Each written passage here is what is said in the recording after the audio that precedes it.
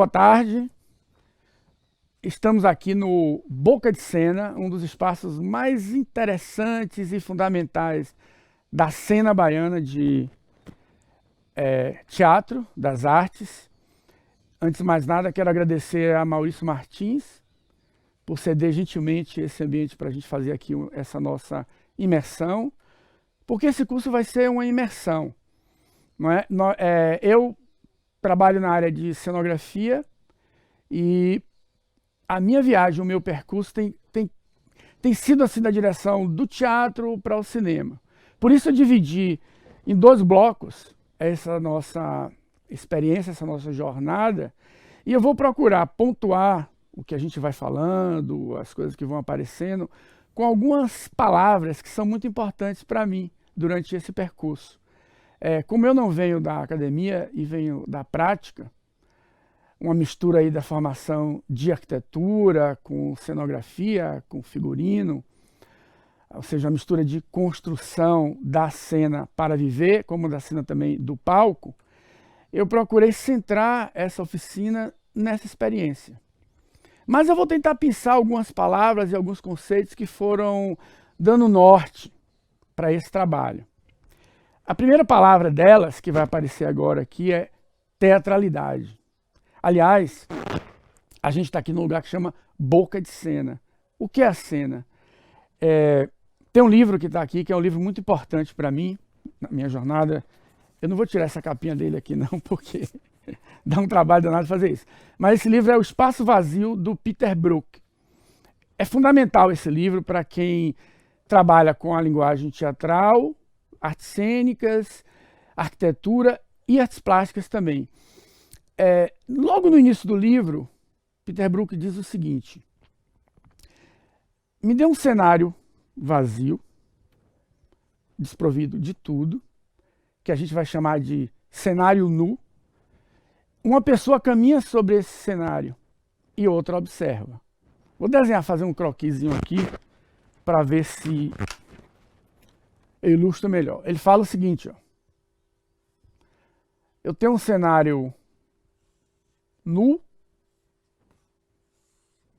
Sobre esse cenário,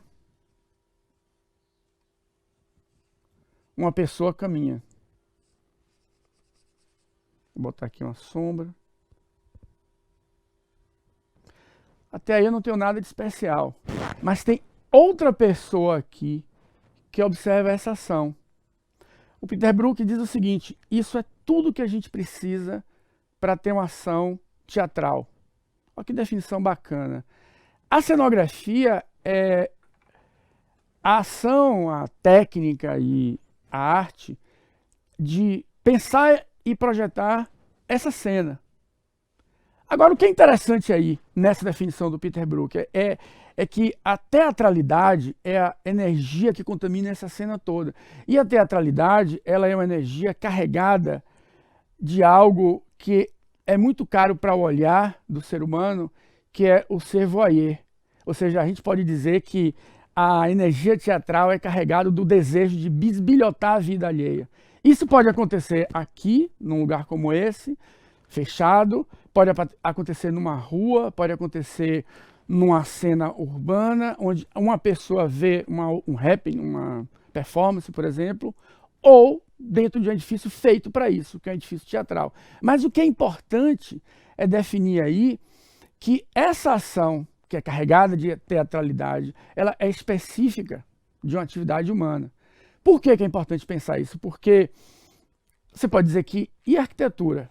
Eu vou sempre pontuar ao longo dessa nossa jornada aqui essa oposição, essa diferença entre arquitetura e cenografia, porque se eu estou dizendo que a ação teatral ela tem como DNA o fato de uma pessoa observar a ação de outra, e a cena que vai ser feita para isso, a cenografia vai construir o lugar dessa cena, a arquitetura constrói o lugar do viver. Tudo bem que você olha uma casa, você olha um edifício, mas o foco principal é conter a vida, não é conter a cena. Aliás, por isso mesmo que eu vou começar hoje a nossa jornada da arquitetura para a cenografia. Porque ao longo dos séculos a cenografia estava dentro da arquitetura.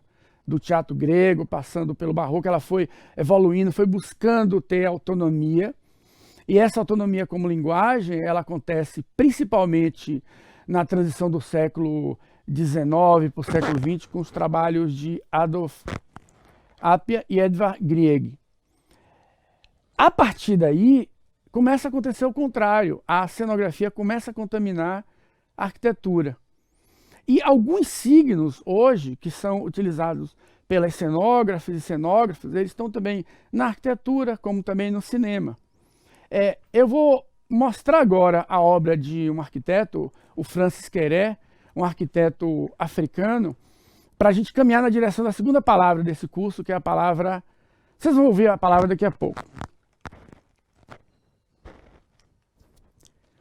Eu convido vocês para viajar um pouco na obra desse arquiteto, o Francis Quéré, um arquiteto africano do país de Burkina Faso, um dos arquitetos para mim mais importantes do mundo. Preste atenção nesse projeto daí. Isso é uma escola e a ideia do arquiteto e da equipe dele foi fazer uma escola que incentivasse a imaginação das crianças, incentivasse as crianças que são aí desse lugar que é um lugar muito árido, um clima muito duro, um lugar que vive submetido a muitos poucos recursos, e de repente esse lugar, através dessa arquitetura e dessa experiência de arquitetura com um toque, vamos dizer assim, de textura permeável, que é feita aí com esses paus, ela vem com a missão de incentivar a imaginação das crianças. Poxa, incentivar a imaginação talvez seja tudo que todos os cenógrafos e cenógrafas queiram fazer, né? E esse cidadão, o Francis Quéré, faz isso em sua obra. É por isso que ele está aqui para a gente observar. Vejam bem essa imagem daí, que é uma imagem... daqui a pouco eu vou trazer um pedaço de um filme que tem uma similaridade muito grande com isso que acontece aí, que é o quê? A arquitetura absorver uma superfície que, além de ser permeável à luz do dia, ela transmite a possibilidade, a sensação de ser táctil. Isso do táctil é algo que, para mim, é muito importante como cenógrafo. O arquiteto J.C. Cerrone, ele diz que ele, toda vez que projeta uma cenografia, ele busca construir suportes para receber a luz. Inclusive, o Cerrone diz assim que toda cenógrafa ou cenógrafo teria que ser o iluminador de seus próprios espetáculos. Como isso na prática é muito difícil, inclusive eu vou mandar um recado aqui para o seu Hamilton e o Pedro Semanov, que é o Cerrone quem fala, viu? Que a maioria dos diretores de fotografia são preguiçosos. Por que ele fala isso? Porque a gente leva meses produzindo um cenário e você chega assim em cima da hora e quer resolver tudo. O Cerrone diz que, inclusive, para você ter a dimensão exata e potencializar a permeabilidade ou a capacidade de uma superfície de ser táctil, a luz tem que entrar antes. Ela tem que entrar no início dos conceitos.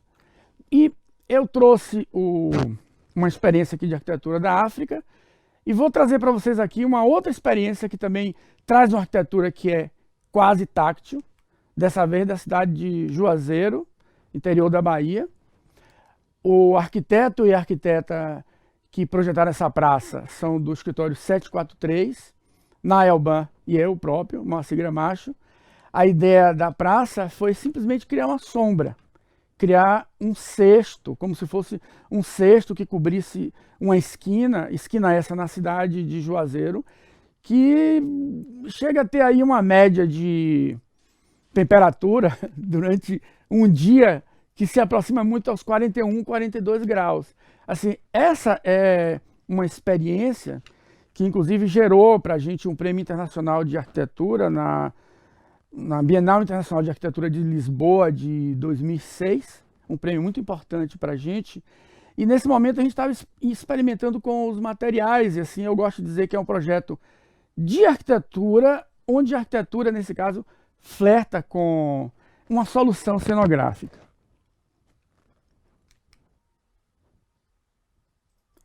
Aqui é uma imagem que eu gosto muito da praça, os meninos ficam lá brincando, andando de skate. Olha que coisa interessante, né? O que é que a gente, o que eu trouxe para vocês aqui agora. Eu tenho isso.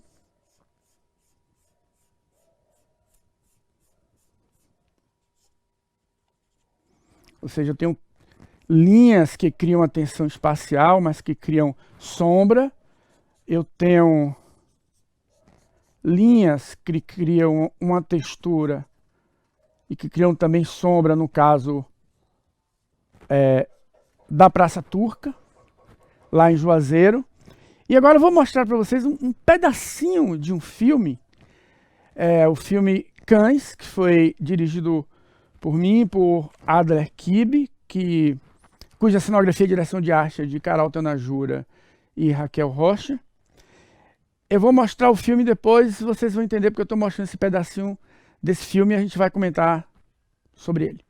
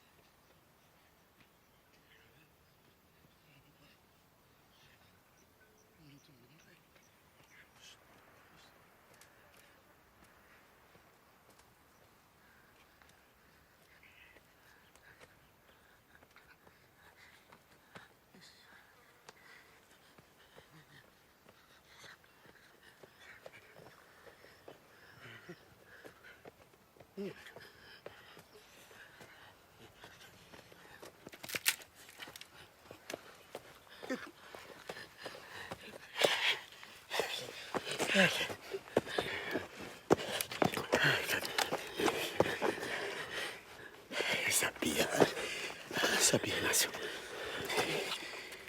Sabia que encontrar você aqui. Sempre soube. Vocês observaram aí nessa cena a utilização, né, de uma superfície que é essa cerca, muito próximo, né, ao que o arquiteto fez lá em Burkina Faso, e muito próximo também enquanto uma superfície que ela reage com a luz e que ela cria uma tensão. Chama atenção aqui para esse vídeo de Cães, para o seguinte, Cães conta a história de um pai que encontra um filho ferido, bota esse filho nas costas e foge para algum lugar. A adaptação cinematográfica é baseada num conto de Juan Rulfo, que chama Ouvir os Cachorros Latirem ou Os Cães. Essa é quase a cena que é logo depois que o pai, que no caso é Hilton Cobra, pega o filho que é Psite, e inclusive no Festival de Brasília, um dos prêmios que nós ganhamos, além de melhor filme da crítica e melhor fotografia para Pedro Semanovski, Hilton Cobra ganhou como melhor ator de curta-metragem. Essa cena tem um significado simbólico muito grande para algo que a gente vai falar inclusive lá no segundo bloco, que é como a câmera, ela, pelo seu movimento, ela fala sobre a narrativa. A gente está aqui num caminho descendente. Se você está descendo, você está indo na direção de algo que... E se está fugindo, que você sabe se ele está fugindo, a câmera desce com ele desce acompanhando essa cerca. Significa que se ele tiver que voltar, ele vai ter que provavelmente subir. Ou seja, a descida é uma ação negativa. Por outro lado, a cerca aí, ela tem toda uma significação, porque ela mostra que, bom, você sabe que o filho está ferido. O pai coloca o filho ferido nas costas. E a cerca diz, de uma forma muito sutil, que esse território tem dono. O que eu estou chamando a atenção aqui, primeiro através da arquitetura e agora entrando na cena, eu já vou entrar em teatro, calma, é que os elementos cenográficos, eles contam a narrativa, eles contam a história da narrativa de várias formas. Junto com a iluminação, com o elenco, com o trabalho de produção de objetos, e principalmente da caracterização do figurino, a cenografia, ou a direção de arte, quando no caso de um projeto que você está controlando toda a visualidade da cena, cria o que eu chamo, e a próxima palavra que a gente vai trabalhar, atmosfera. A atmosfera, ela, para mim, é quase uma disciplina estética. Não é apenas algo que você sente do filme. Um filme ou um teatro, ele tem uma atmosfera quando você sente aquele impacto. Tem peças, inclusive, que chega a ter cheiro. A próxima peça que eu vou mostrar agora é assim, é uma peça que tem uma atmosfera, uma personalidade muito própria, que é a peça Seu Bonfim, de Fábio Vidal. Esse espetáculo eu trouxe para ser a nossa primeira imersão. Vou falar um pouco mais sobre a cenografia dele, que é bastante simples, mas extremamente conceitual. Eu trouxe esse espetáculo para cá, para essa jornada, porque ele tem quase 20 anos, eu não sei exatamente quando. Seu Bonfim deve ter estreado aí em 2005, 2006. E é um espetáculo que está vivo. Vez ou outra ele entra no festival. É um dos espetáculos que mais me trouxe reconhecimento enquanto premiações. E é uma experiência muito diferente, porque se trata de teatro físico. O teatro onde o ator, através de seu corpo e da performance que ele faz do seu corpo, ele vai criando as cenas, né? As pessoas gostam de dizer, olha, qual é o ponto de partida do trabalho da cenografia? Aí todo mundo fala, primeira coisa é um texto. Nem sempre.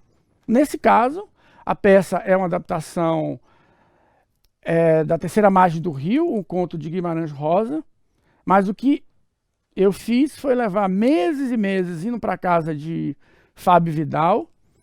Na época ele morava ali na Federação. Vivia esse ritual de ir na casa dele, conversava um pouco, eu e a direção, a diretora Meran Varges. Depois Fabinho ia até um aposento lá o quarto e voltava com uma ideia de caracterização, com uma ideia de peça.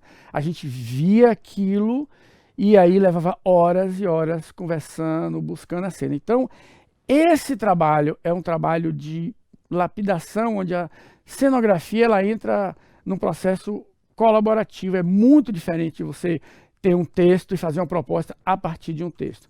Eu vou soltar um vídeo aqui de Seu Bonfim, porque vale a pena a gente ver esse primeiro fragmento.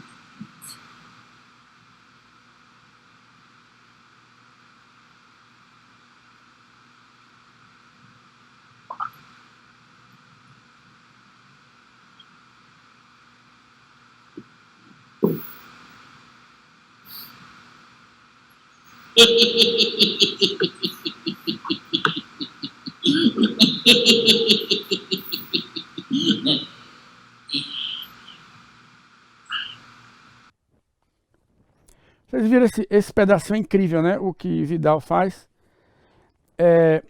Eu estou aqui aproveitando um tecido que me foi dado de presente por Maurício Martins, é couro de alce da Mauritânia. É um tecido raríssimo, como muitas das coisas que tem aqui nesse lugar. Eu vou só riscar aqui para vocês.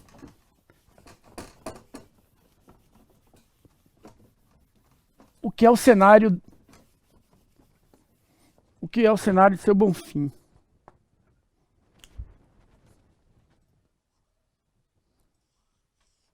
Epa, vou usar com vermelho que o preto não está escrevendo.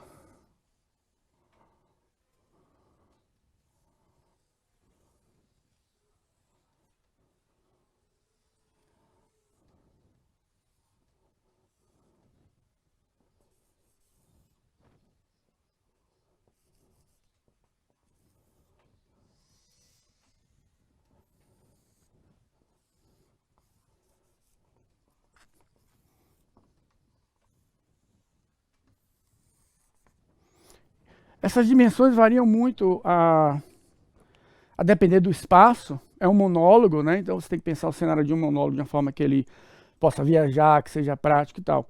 Basicamente tem dois elementos importantes, vocês viram no vídeo, que compõem essa cenografia. É o pó, que cria esse círculo. Deixa eu ver se eu acendo um pouco o círculo aqui. Uhum. Onde seu Bonfim senta e se situa o tempo todo.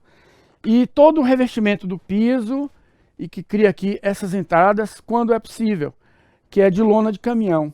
A lona de caminhão usada, assim, quando você não souber o que fazer em cenografia, use lona de caminhão, mas você tem que pensar assim para a lona e dizer, olha, eu quero que você vire couro, ela vira, eu quero que vire concreto, ela vira. Nesse caso, a gente passou por argila, passou por terra molhada, passou por areia, eu me lembro que fizemos algumas imersões, a Fábio fez oficina de argila e chegamos à lona porque ela traz isso, ela traz a terra, mas acima de tudo é um material que tem memória.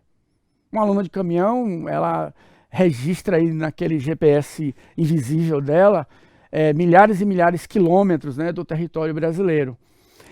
E aí a gente sentiu a necessidade de, pelo próprio roteiro da peça e pelo desenvolvimento dela, de que esse pó ele tivesse também uma significação, mas uma significação mais próxima, porque ele manipula essa terra daí, né? Ele manipula essa areia.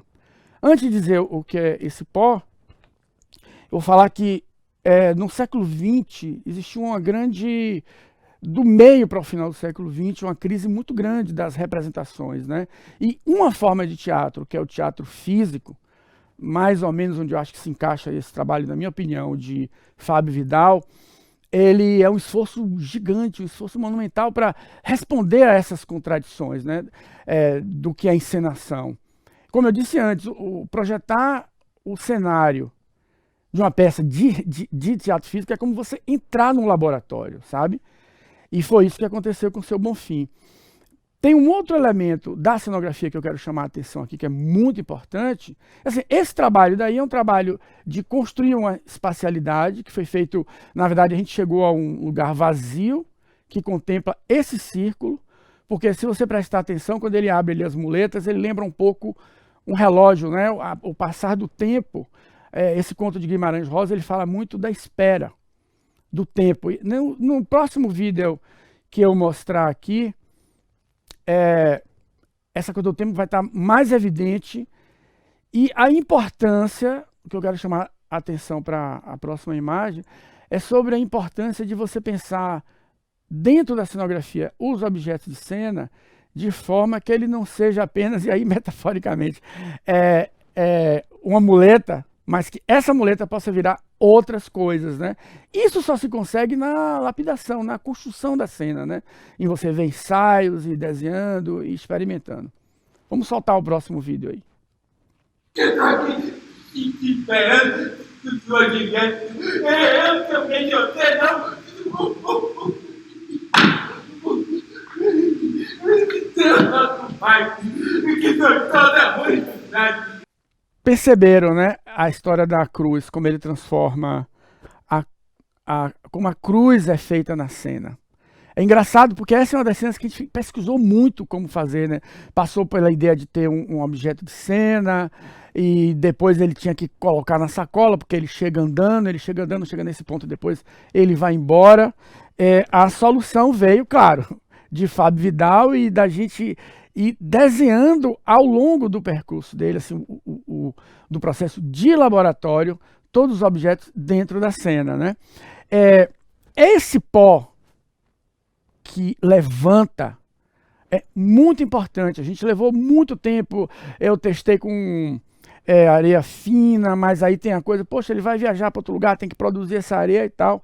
E aí a ideia desse pó surgiu, se solucionou muito mais de uma necessidade conceitual. Assim, eu gosto muito de trazer para a cenografia, através dos materiais, o táctil, como eu falei para vocês, a questão da atmosfera, mas muitas vezes é importante que o material ele informe e crie informações que sejam complementares à história.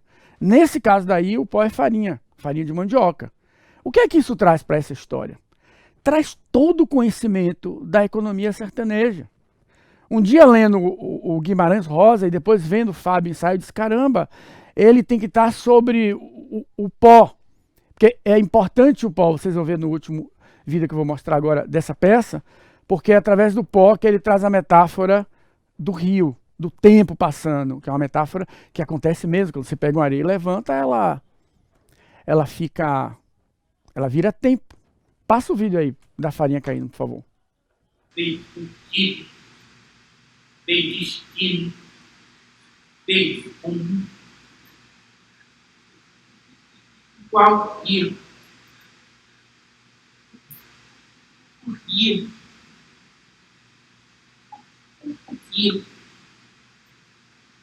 rio abaixo, rio aqui, rio afora, rio adentro. Farinha de mandioca sob lona de caminhão, sem rumo, sem destino, rio abaixo, rio acima. Emocionante isso, né? Essa composição de Fábio. E só mesmo estando na companhia de outras pessoas, de outros profissionais, para encarar o desafio de uma montagem, o desafio do destino. E é com essa palavra juntos, que é uma palavra muito importante para mim, caminhar juntos, inclusive é o nome de um livro que eu indico, o livro do Richard Sennett, Juntos, que na verdade é um ensaio, um grande ensaio sobre os rituais, as políticas e o prazer de trabalhar de forma cooperativa. Sennett fala nesse livro que a única saída para o universo, para o mundo contemporâneo, é trabalhar coletivamente. E eu vou dar um exemplo agora de um processo de trabalho que eu vivi que durou muito tempo, onde juntos com outros profissionais,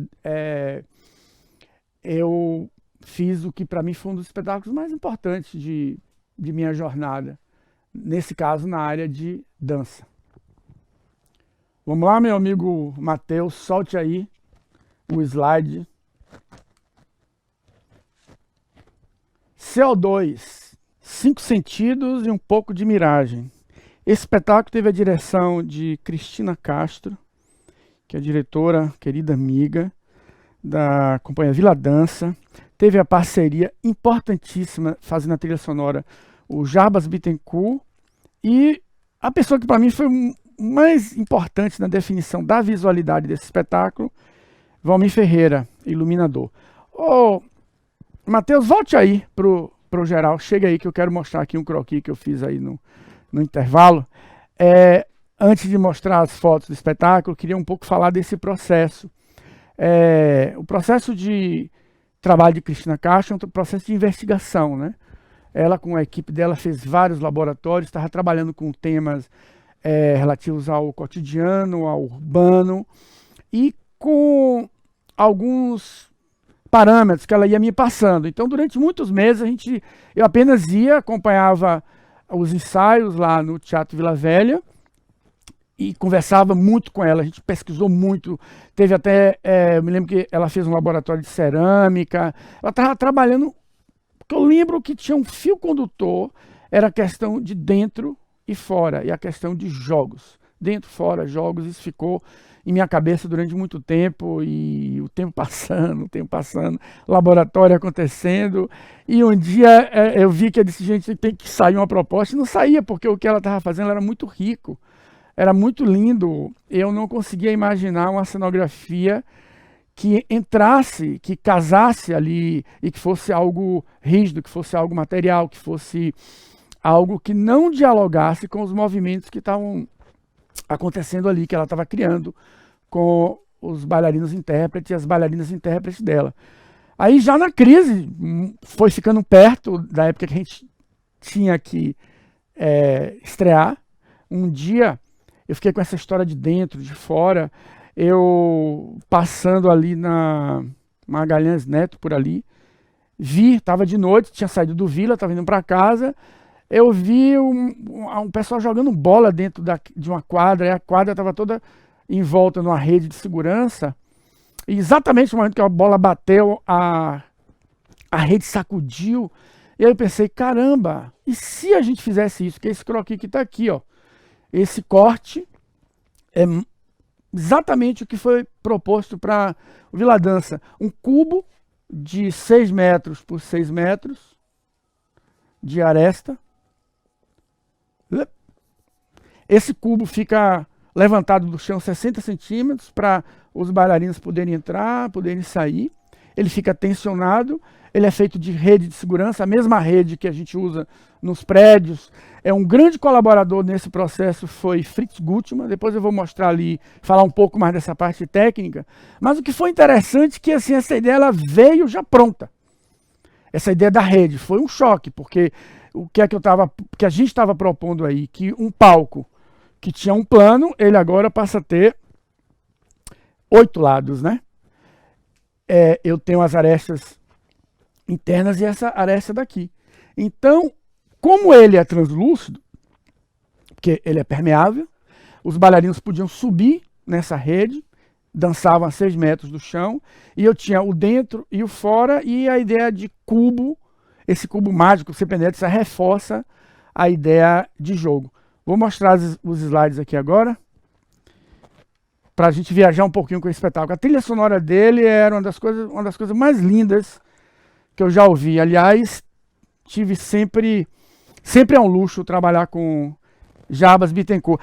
Essa imagem, essa foto que vocês estão vendo aí, você vê a sombra do bailarino que está em cima, a 6 metros do chão, enquanto os outros estão dançando cá embaixo. O Cris, com o Vila, fez todo um trabalho de muito sutil, alegre, é um trabalho lúdico, mas que tinha sempre essa tensão da gravidade, né? Você dançar numa altura que, se essa rede estourasse e caísse, seria uma tragédia. Não acontecia isso porque foi calculado por Fritz Gutmann para dar certo. Aí o bailarino Clênio em cima. No início do espetáculo, havia uma brincadeira bem interessante, porque ele era coberto por uma casca. Tinha muito essa coisa do casulo e que perde a casca e se transforma em outra coisa, né? E a gente resolveu isso cobrindo essa caixa de rede de segurança com pele. Essa tal dessa pele que foi feita com plástico bolha colado com cola de sapateiro foi uma das coisas mais trabalhosas que deu, principalmente porque para fazer com que ele caísse na hora certa. Aqui um momento da coreografia, observe que quando a casca cai, os bailarinos recolhem ali para perto dos praticáveis o que é essa casca e o espetáculo se desenvolve. A gente viajou com esse espetáculo para vários lugares, para vários festivais, era um espetáculo que fez um grande sucesso, inclusive fomos para a Alemanha com ele. Não fomos para os Estados Unidos por questões de norma de segurança, porque lá eles não aceitaram que os bailarinos não dançassem seguros por cabos de segurança, né? O que comprometia muito a encenação. Essa imagem eu gosto muito, porque ela mostra a superposição, o jogo, né, lúdico que a coreografia fazia. Os bailarinos dançam nesse momento com a própria sombra. A sombra lá embaixo está a 6 metros do plano de cima. Aqui a mesma imagem, outra situação. E aí, um test drive, né, desse cubo. Observem que, eu vou chegar aqui mais perto, aqui observe que ele é feito, as arestas são de cabo de aço revestido de plástico, e para funcionar, o cubo, para ele ficar 100% tensionado, a gente só descobriu isso depois de muito tempo, e já tinha sido indicado pelo mestre Fritz, os cabos tinham que estar sempre um ângulo, fazendo sempre um ângulo em relação ao cubo de 45 graus. Se isso não acontecesse, as arestas elas não ficavam totalmente tensionadas. Vou fechar esse bloco, esse primeiro bloco, com uma palavra que é muito cara à arte contemporânea, no geral, a todas as linguagens que trabalham com a imagem, que é materialidade ou materialidades. Os materiais falam. Eu fiz aqui um mix, porque eu acho que assim, um tempo desse de 50 minutos é mais suficiente, né, para você não encher o saco ouvindo tanta conversa sobre espaço. Materialidades, para mim, tem a ver não só com a expressão da física dos materiais, ou seja, o que eles são, sob o ponto de vista da matéria, mas assim, significa que aquela característica física, ela diz alguma coisa, como a farinha em seu Bonfim. Então, essa escolha do material é assim um passo muito importante na construção da cenografia. Se você vai fazer com ferro, se você vai fazer com tecido, se você vai fazer com água, essa resposta, claro que tem condições relativas à produção, relativas ao que você encontra ali no lugar, mas a decisão de uso do material, ela está ligada principalmente à linguagem, né? Ao que você quer falar, ao que você quer transmitir. Ao longo dos anos eu consegui fazer uma experimentação bem diversificada, e é engraçado porque cada material escolhido, às vezes o material não é exatamente o material, né? Como Roberto Zucco, vocês vão ver aqui que a grande questão foi buscar a transparência, mas o material escolhido foi quem viabilizou que a gente chegasse àquela transparência. Vamos aqui para as fotos. Têxtil. Têxtil eu classifiquei como todas aquelas fibras, né? Essa imagem que tem aí é a de CO2, o espetáculo que eu já falei para vocês. E eu vou falar um pouco agora de Roberto Zucco. Aqui é uma imagem do gabinete do Dr. Caligari, que foi uma grande referência para esse espetáculo. Esse espetáculo teve direção de Nelly Frank. Nós viajamos muito, vários anos com esse espetáculo. É uma obra extremamente complexa. Ele foi encenado, estreou em 98, né, como projeto do Núcleo TCA.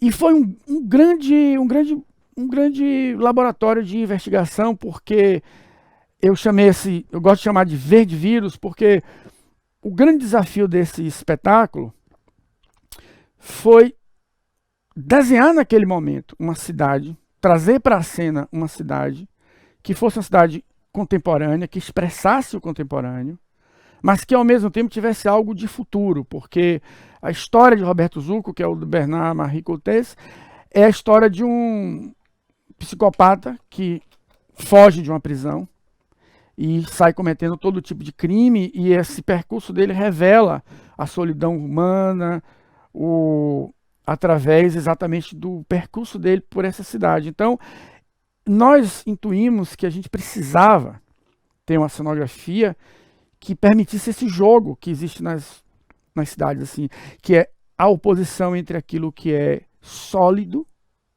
e aquilo que é etéreo, ou seja, a oposição entre o que é opaco e aquilo que é transparência. E levamos muito tempo para chegar a conseguir esse efeito, e o que foi a solução técnica foi criar cubos, os cubos porque fazem uma referência, uma metáfora bem simples, né, ao urbano, às cidades. Esses cubos são caixas que são revestidas, por sua vez, por uma película de tule cenográfico. Eu estou chamando tule cenográfico porque na época a gente não tinha dinheiro para comprar o tal do tule cenográfico, que era caríssimo. O material que existia, o material da Rosco, era assim uma fortuna.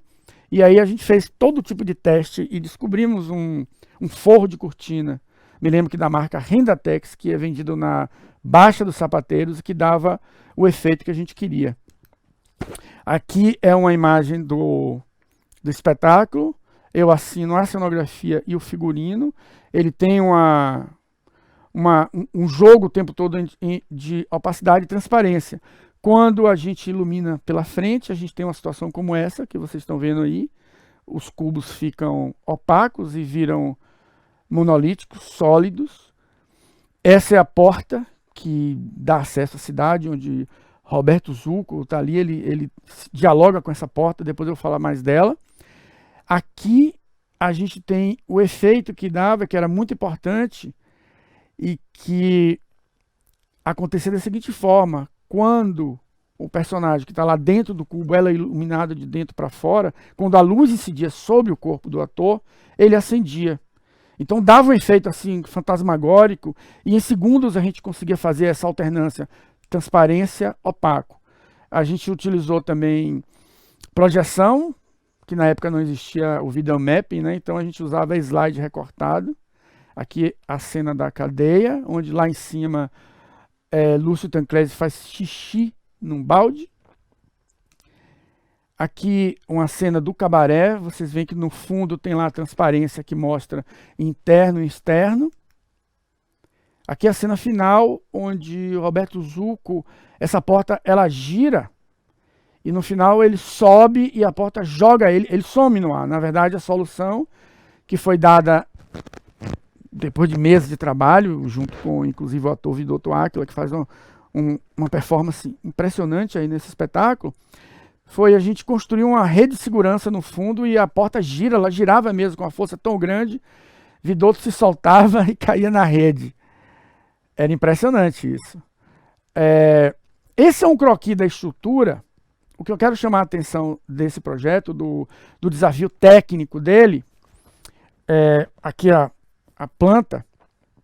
Vai para o geral, por favor, Matheus. Observe aí que nessa planta baixa... Espera aí que eu vou pegar aqui, não corte não. Voltei. Nessa planta baixa, você tem um exercício no sentido de criar as ruas, né? Essas ruas que estão aí paralelas, por onde os atores entram e saem, mas teve um problema que aconteceu quando nós fizemos os primeiros cubos e revestimos de tecido. Bastava um toque do ator para tudo balançar. Então, se você observar, você tem uma estrutura dentro da outra. A gente tinha uma capa revestida com esse tecido, e atrás dessa capa havia uma outra estrutura, que é a estrutura que dava suporte aos atores e às atrizes quando elas se movimentavam. Tem uma coisa que aconteceu com Roberto Zucco, que, para além da questão técnica, significou um grande desafio para a gente. Foi por isso que eu chamei ali de verde vírus, esse processo Zucco. Foi que cor que teria. Olha, eu estou falando em 1980, né? Século XX. Naquele momento, a gente pensou muito qual era a cor do futuro, né? Isso é interessante a gente pensar. Cada época tem um futuro de uma cor. E a gente concluiu que, enquanto o século XIX pensou o futuro que era a cor de ferro, né? Você vê isso em 2000 Léguas Submarinas, do Júlio Verne, assim, toda a ficção, a ciência-ficção na literatura, ela faz um futuro do século XIX, assim, das coisas serem em aço, em ferro.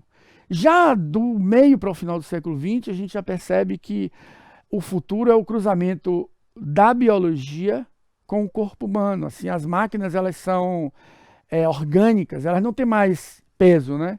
Por isso que Zucco é verde, ele é esverdeado. A grande referência para isso, que na época foi a qualquer luxo, foi o filme Matrix. Agora vamos seguir nessa ideia esse percurso das materialidades. Vamos ver aqui um exemplo de um espetáculo cujo material principal que resolveu toda a encenação foi papel. Joga aí, Matheus.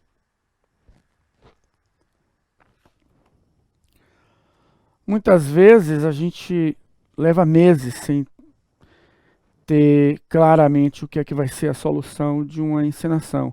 Neste caso, realmente foi o material que resolveu.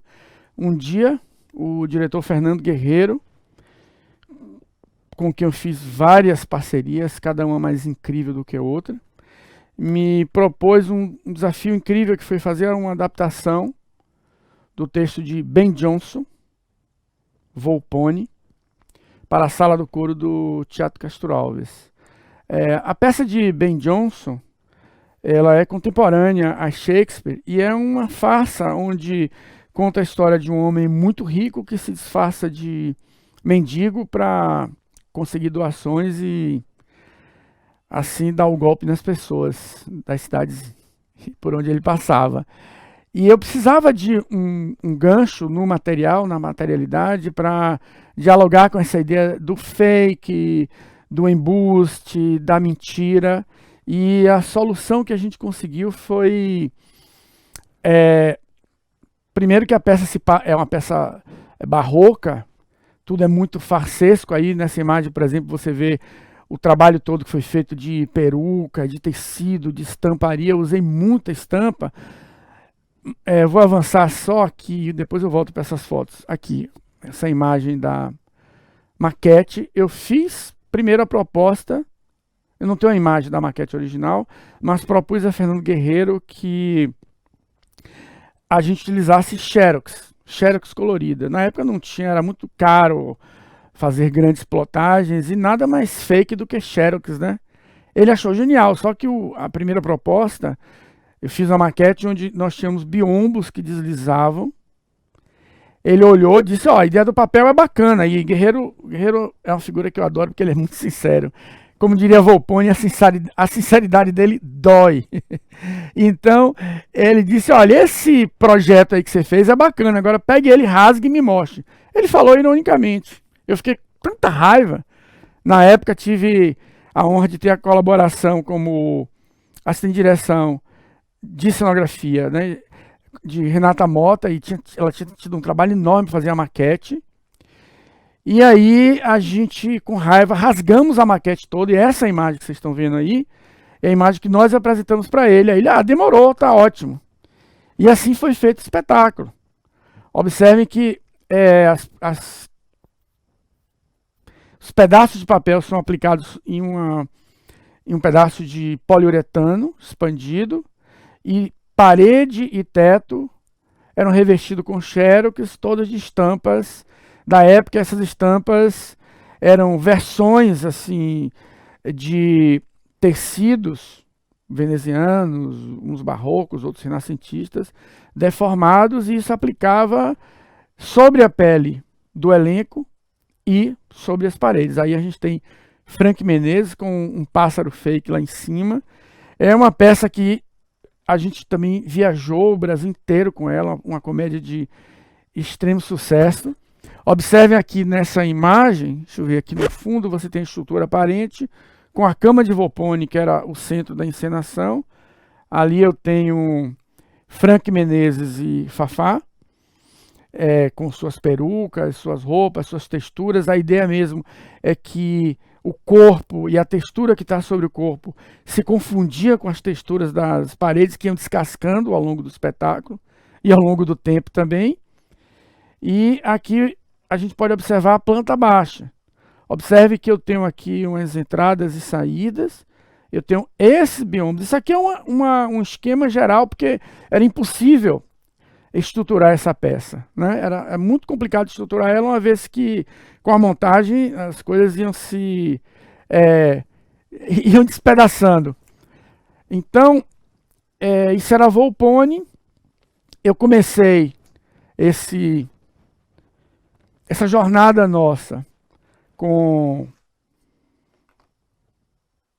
um material mais duro, com madeira, com a percepção táctil. Falei de atmosferas e fui falando de tecidos, falei de papel, e vou acabar essa nossa jornada com um show e com um material mais permeável. Vou acabar com azeite de dendê para dar energia a gente aí para segunda jornada. Esse espetáculo que eu vou mostrar agora foi um show extremamente complexo, dirigido por Luiz Marfuz. E a nossa equipe, o show se chamava Gil e Quatro Cantos. Cada um dos artistas tinha que ter uma cenografia que dialogasse com a sua música. O espaço que escolhi, o pedaço que escolhi desse show, Gil e Quatro Cantos, para encerrar aqui com chave de ouro líquido, nossa jornada, corresponde à performance do músico Paulo Flores, que é um dos grandes artistas angolanos. Paulo canta sozinho, depois canta com Gil, e a gente ficou pensando o o show tem isso, né? Música tem essa possibilidade de você trabalhar e dar significação ao material de uma forma mais direta. Mesmo que as pessoas não saibam, assim, é cenário mesmo, mas cenário com uma grande metáfora nesse caso, porque eu resolvi com a minha equipe fazer uma brincadeira, pensando nessa coisa do que o sangue que alimenta todo o axé, o axé, o dendê.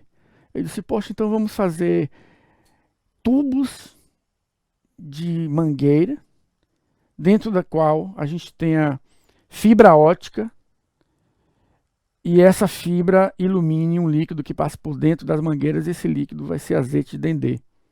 E foi isso que nós fizemos, e foi uma loucura.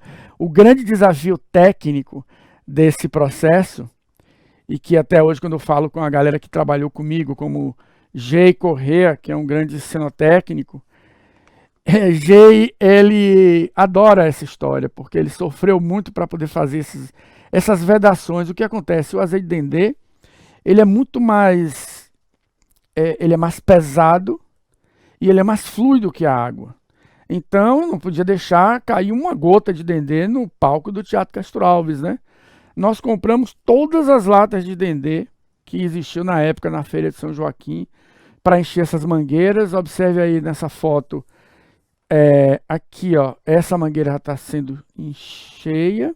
Essa daqui você vê a fibra e a mangueira luminosa que passa por dentro. Entre uma e outra, entre o espaço de uma com a outra, é que a gente tinha que encher com dendê.